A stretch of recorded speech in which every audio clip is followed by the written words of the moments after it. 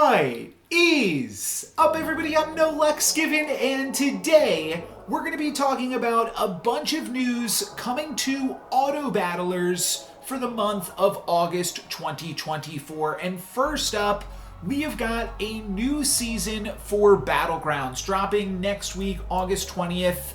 And I have not played Battlegrounds in a season or two, but I'm excited for Season 8, specifically because of a brand new mechanic coming to the game, which is kind of going to be like quests, which I was a big fan of. I was an even bigger fan of anomalies, and basically, I like Battlegrounds when there is some randomness inserted into every game, and that is exactly what trinkets are going to be. On turn 6 and on turn 9, you will see 4 of a possible 60-ish different trinkets that can all have huge impacts on your game and your builds, and will just make each run different and give you something to build around that I think is like a really engaging mechanic in the game. And honestly, I probably could have given spells a little bit more of a chance, and I think even more so buddies I probably would have enjoyed, just because like Hearthstone Battlegrounds does mix things up by continuing to change up the game a lot, but what I'm really going for is things that change the game on an individual level, just so that way there isn't like a correct build to build around on each individual game. So trinkets, I am hoping, are going to be fun to kind of facilitate that. We can see an example of some trinkets right here. Holy Mallet, start of combat, give your left and rightmost minions Divine Shield. Whenever you spend gold, give a pirate +1/+2. Spin the wheel at the start of each turn, spin it again, get a random pirate at the start of each turn, get another. So these are definitely all over the place, and it looks like, so why do they each have gold? I'm kind of going into this video a little bit blind for each of the things that I'm going to update on, but I noticed that each of these trinkets also have a gold cost associated. Your trinket offerings and their cost are influenced by your hero, the minion types in the game, and your warband, to ensure you'll always be offered something exciting to build from. Well, why do they have costs? Oh, I guess because you have to buy them on that individual turn. Okay, but once you've purchased the trinket, it's not like you're going to need to, like, the coin cost will no longer matter after that. Okay, so that's interesting.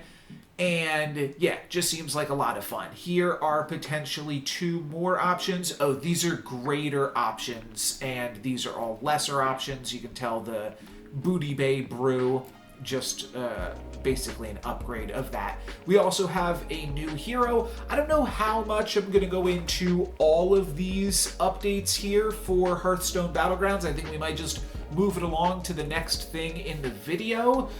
But I'll be playing this in a week, so I will definitely, I'm hoping to at least play once or twice in all of these games that I'm going to showcase and talk about today, and get a little bit more variety going on the channel.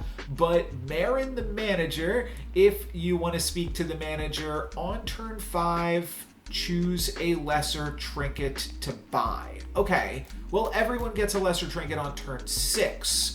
So he gets an additional trinket 1 turn earlier. That's interesting.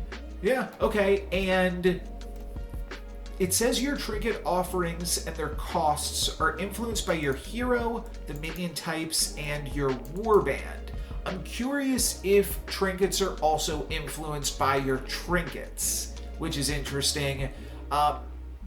I think that there's always some weird stuff that goes along with that when they have like RNG that's manipulatable by hidden things that the players kind of have to toy around with, because players that can like play to that are potentially rewarded in weird ways. And what I don't like is, like, I don't want people to be, like, playing for specific trinkets, right?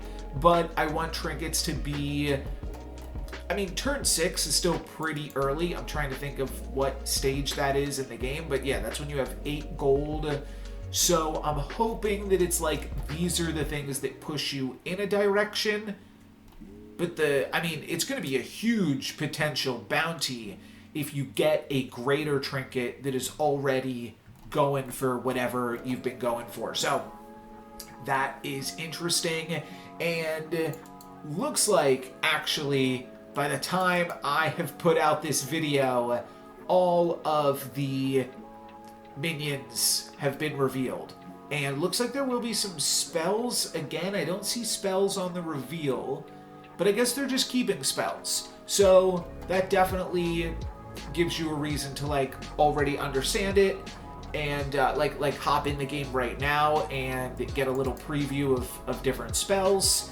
And on this weekend, we will also see some live streams with some content creators messing around with it.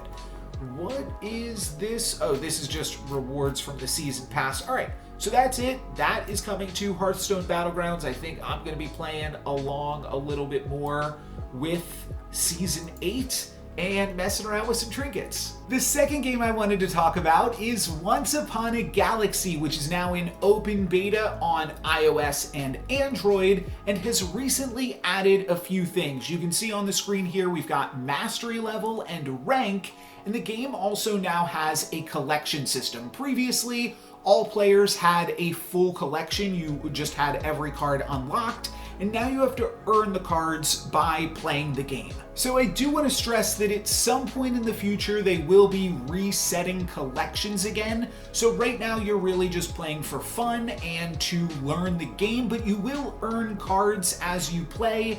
You get a card for a top 3 performance, and then also, depending on your performance, you get dreams and XP. So this was the second game that I played. So far, I've only come in first place. I think they pair you up against like bots when you first start off in bronze. But in this game, we can see that I got a Dungeon Master card from that top 3 finish. And then because I got 50 XP from both of my first 2 games, that got me up to 100 XP. So then I also just got a random card. And the way that the cards work is a Dungeon Master booster. It's called a booster, but it only comes with 1 card right now. And that gives me Mirror 4 Dungeon Master. So every card you have to unlock for every single captain. But that just means that there's a lot of stuff to do, a lot of stuff to earn, even with the limited amount of content that's currently available in the game. So basically the way that it works more or less right now is that every game you play gives you like a card and a half, at least for when you get wins. And I haven't not won yet, just because playing up against easier opponents on these first few games, that might slow down at some point, but you will still be getting cards for every top 3 finish, and even if the XP scales off slightly for second and third place finishes, you'll still be able to earn cards at a pretty consistent rate. I still don't know what everything, like I don't know what dreams mean yet in the game, if that's just like an indicator of how well you've done. I feel like rank kind of encompasses that, so maybe dreams are an additional way to unlock things or purchase captains or potentially just buy additional packs. Not super sure. I'm still figuring it out. I think that Once Upon a Galaxy is still figuring it out a little bit as well, but it is still a really fun game, so definitely gonna have some more content with this in the future as well. One game that I'm not sure I'm going to try, but definitely had to at least talk about here is Teamfight Tactics, which just started a brand new set, Magic and Mayhem, which has a whole bunch of new traits in it. Portal. I actually don't know how many of these traits are new and how many of them are returning. I've skimmed through this a little bit, but this game is still like a little bit overwhelming to me, to be sure. So yeah, I think this one seemed kind of cool, Portal, because it I think is doing some type of summoning. These are all really quick videos, but I don't know how many of these we're going to watch in this video. So here's the portal.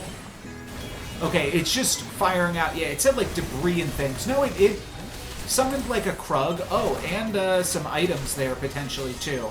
Might be temporary items. But yeah, there's Portal doing its thing. There is also... I mean, there's so many. This one, it said summons bees. Honeymancy. We can take a look at this one too. Oh, okay, they all have bees by them. Cute. So this is if you go full honey. Yeah, I mean, I think this... Oh, yeah. Eldritch also had some summons, so once your team drops below a certain health portion, you summon a big guy to come out with you. Oh, that seemed to summon immediately. Okay, no, here's our guy. Wabam. Wow. Yeah, I mean, this stuff's always fun in the games, more so than, like, just the different traits that, like, yeah, gains ability power and stuff like that. I mean, yeah, that's cool too. But the newest mechanic coming to the game in the theme of magic is going to basically be spells. So they're calling them charms, and basically there are, I mean, this is going to seem similar to Storybook Brawlers and Hearthstone Battlegrounders and Fairy Tale Fablers, is, yeah, there's different spells, they all have different costs. These are like some of the lesser spells, and then as you get later on into the game, you can get some crazier spells that can focus on your bees or your dragons or your portals. That all is interesting, that they have spells like that hype up on certain, I don't know what they're called, traits, characteristics, what have you. So a lot going on in this game, and it looks like there are still, when I went over to the patch notes and basically scrolled down to the end past all the cosmetic stuff. So I guess portals have been something that's been in the game. I'm not super sure. But augments are still in the game, I think, because it says that they're removing the following augments. So there's a lot of, yeah, and it says returning augments. So there's a lot going on still in TFT, and definitely makes it an overwhelming game as a whole to try to jump into. But the release of a new set is the best time to get into it. There's still going to be like a lot of the core item recipes probably haven't changed since the last time you've played it, if you've played it before, so that kind of is a way in. And the other way in, like, I am so far removed from League of Legends at this point that I don't recognize half the champions. Previously, that kind of gave me at least some amount of footing in TFT, because I'd be like, oh, that's Ashe. Oh, that's Garen, to name the two most basic ones. Now I can recognize those characters, so I can at least have like a mental shortcut in my head, and also a mental shortcut of what those characters might like. But now, like, I've never seen this rabbit before. I don't know if this is a character in League of Legends / TFT, but being so far removed from League of Legends does kind of hurt you. It's, of course, not necessary to play the game,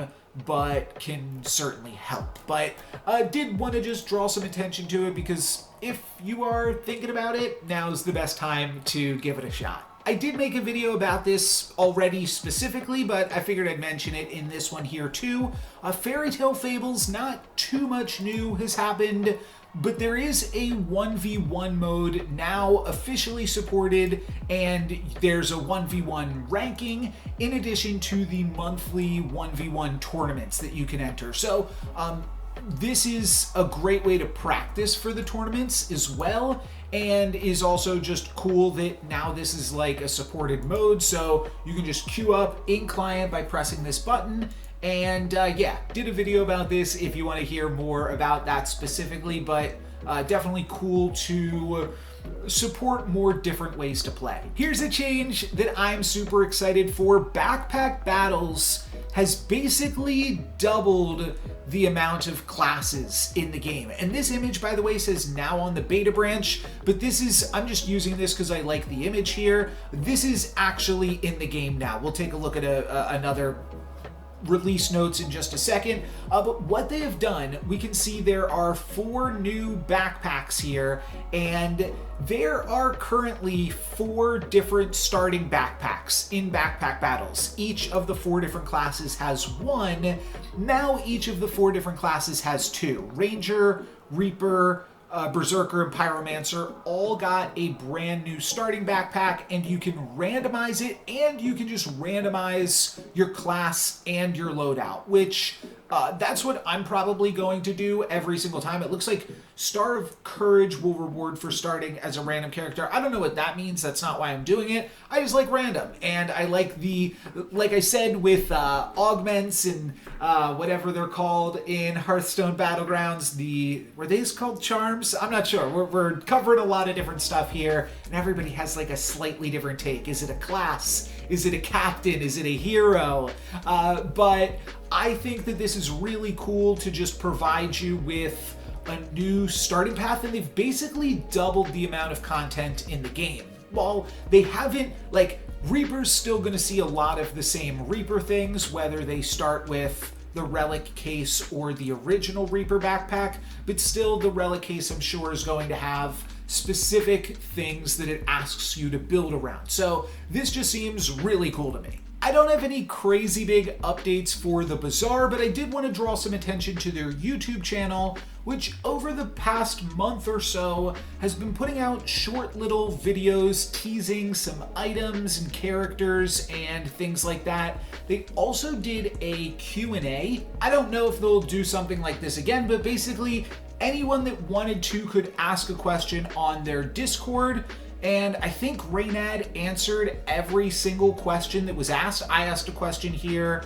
I was curious if items will display DPS, specifically kind of like doing the math for you, or if the game would kind of ask you to figure out everything, because I feel like that's one of the drawbacks of TFT, that they just kind of throw a lot of numbers at you and just say, all right, you figure it out. Whereas Backpack Battles, I think, does a nice job doing some of those calculations, but still, like, there is some ambiguity. And part of the problem that I feel with that ambiguity is you're not always exactly sure what is working and what isn't working.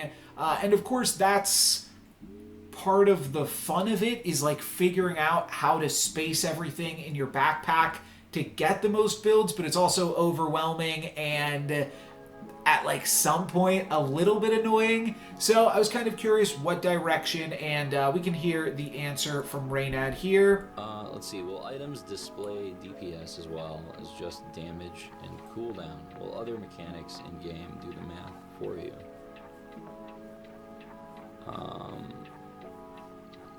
No.